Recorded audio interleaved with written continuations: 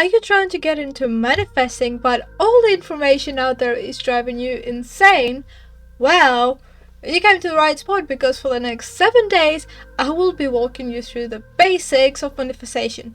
No fuss, no fluff, no big words, just basic manifestation. And this is day 2, and we will be explaining as to how it is your assumptions that manifest.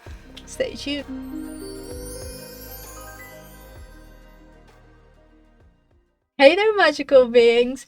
Welcome to Magic Manifesting with Mia, where we explore the magic world of manifestation. It's your favorite spiritual manifestation coach, Mia! That means I use witchcraft and spirituality to achieve my dreams, and I can help you do that too. Using my unique approach to spirituality and witchcraft, I have manifested my ex, money, travel, celebrities, and so much more, even physical appearance changes, in just over a year. If you're ready to take control of your life and manifest your dreams, you're in the right place. I offer personalized coaching, vision boards, subliminals, custom affirmations, and so much more. So join my lives every Saturday at 7 p.m. UK time for live Q&A. So join me in this transformational journey, and let's manifest your wildest dreams together. Don't forget to check the website in the description for more. But now, let's get into it. Now, if you haven't seen yesterday's video, I will link it above, so go watch that first and then come back. It's okay. I'll be waiting.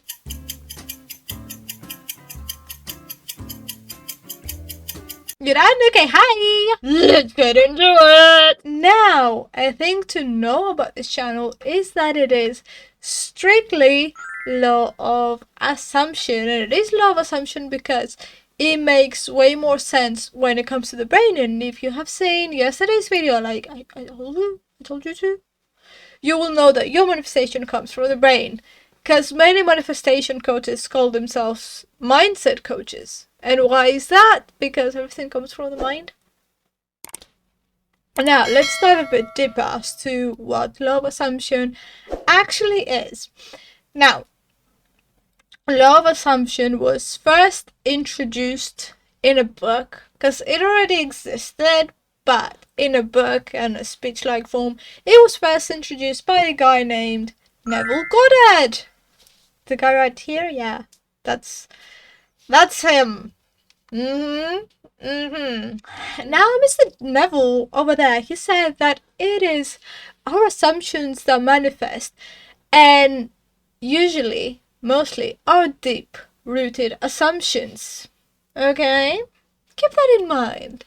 Keep that in mind, because today's gonna be an interesting episode. Very interesting.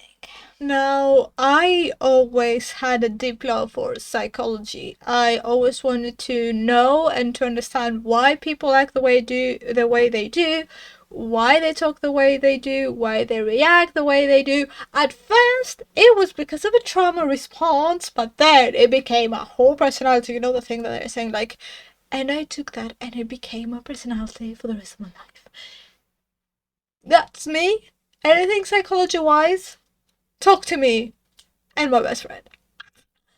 Anyway, yesterday we had a biology lesson. Today we're gonna have a psychology one. Hopefully the biology lesson wasn't too hard on you, so the psychology is gonna go through very easily. Now, from the moment that we are born and up until the age of 7, I think that is, I might be wrong because me and numbers. Anyway, but let's say up until the age of 7, we are like sponges, meaning that we process every single information that we get. You saw yesterday's video. It's the subconscious absorbs all the information, is your storage space. So we absorb all that information because it is in a way of a survival tactic. Our subconscious needs to understand how the world works so it can help you survive and shape the world around you in a way, making coping mechanisms or like whatever, to help you survive and get on with this world. Now, in order for you to understand more, I do like to give personal examples. Like I told you, I'm explaining stuff like I'm 5 years old. So, when I was around 3 or 4, my parents divorced, giving me the assumption that all relationships will end. Love never lasts. Then, at 5 years old, I was left to deal with a thunderstorm and flooding in our house all by myself, creating the assumption that I could never ask help from people because my feelings were invalidated then. I was 5. I was fucking scared as fuck. So it created the assumption that I could never ask help from people, that I could not depend on people, and I should always deal with things on my own. Now, at age of 6, my dad left for about 20 minutes to get my stepmom somewhere, which is, by the way, the reason why I stopped talking to him, because he was being a dick about it. Anyway, whatever. But then I didn't know about it, and I went into a full panic mode, trying to understand where he was and trying to get back to my mom's house, bearing in mind I had my 3-year-old sister in tow, and we had to go through the highway, creating the assumption that everyone I love will leave me and abandon me and will not care about me. Now, all of this happened before the age of 7, maybe up until the age of 7, because I don't remember exactly when it happened, but it was around those ages. And my subconscious soaked all of that up, thinking that this is how the world works, this is how shit is, so this is what I have to show you, because this is how I know the world works, right? I have to show you that because this is what you know, so you're creating these coping mechanisms in order to survive. That's what my subconscious knew at the time. That's what I knew about the world. That's what the world was. Is the world like this? No, but this is what my subconscious knew at the time. So my world was created based on these deep-rooted assumptions that I couldn't depend on people, that I could never ask for help, that everyone I love will leave me, they will abandon me, they will not care about me, they will invalidate my feelings, and I would just be left for garbage.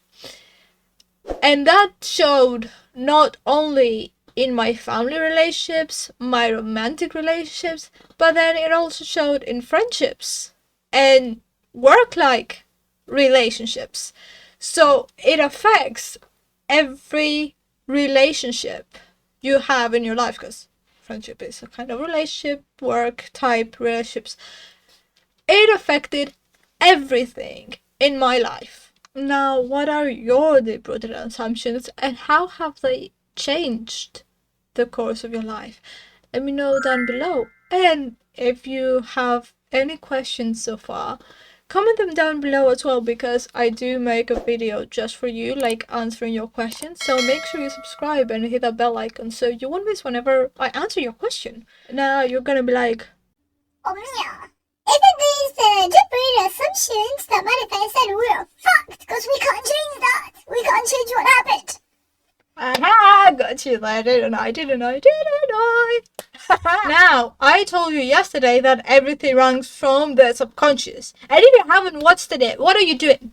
Go! Go right now. It's right there and it's down there. Go! Okay. Subconscious is making its bread. She is. And I also told you to think of the subconscious as a storage drive, right? But a storage drive needs a type of program to run with, right? Like a code, maybe? And it will act as the way it has been programmed, meaning the way you have put in the code, and based on that code, that's what it runs with. Unless you change the code. Because your subconscious does not care, it does not know what's right, what's true, and what's false. It only knows the code it was given. It doesn't, if you change the code, that's what it knows.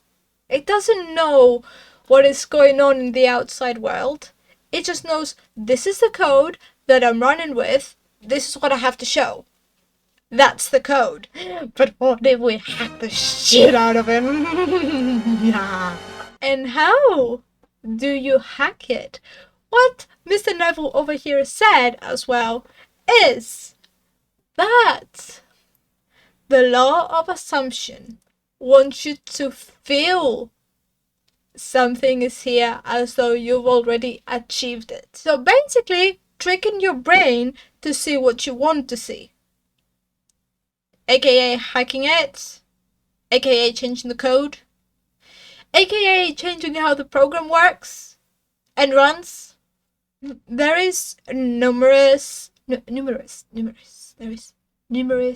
there's multiple ways you can do that, which we will be talking about in the next course of the Manifestation One-on-One series, so hit the subscribe and bell icon so you won't miss them. But basically, we have been running on autopilot, letting our thoughts run us instead of us running them. Yes, our mind is very fucking powerful, and whatever it does so to protect us. Think of a time where either you or someone, or you heard someone saying like they went through something very traumatic and their brain has intentionally shut that memory out to the point where they can't even remember it because it was so traumatic. So they're like, this out, we can't remember it, it's so traumatic, we have to protect that person. But sometimes that protecting and that programming does us more harm than good. Because in my case, it was not good to think that I couldn't depend on anyone, that I couldn't trust anyone, even my own family. To think that everyone I love will leave me and abandon me. It's not nice. If like a mentally healthy person was hearing that, they're like, no, this is not normal. Seek therapy, maybe. I am. Therapy is good. Therapy is good. If you're able to, go to therapy. I've changed like 7 different therapists until I found my own. I know it might be tricky, but if you're able to, go to therapy because...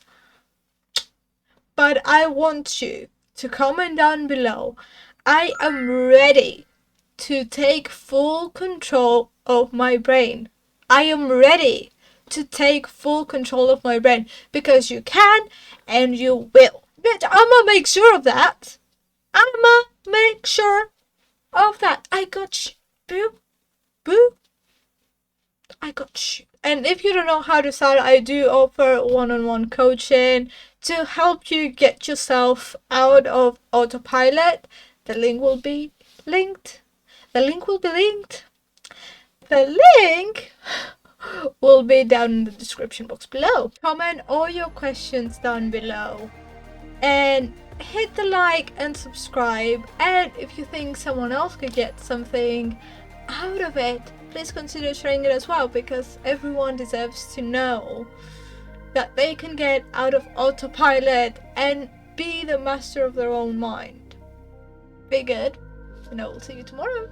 Bye.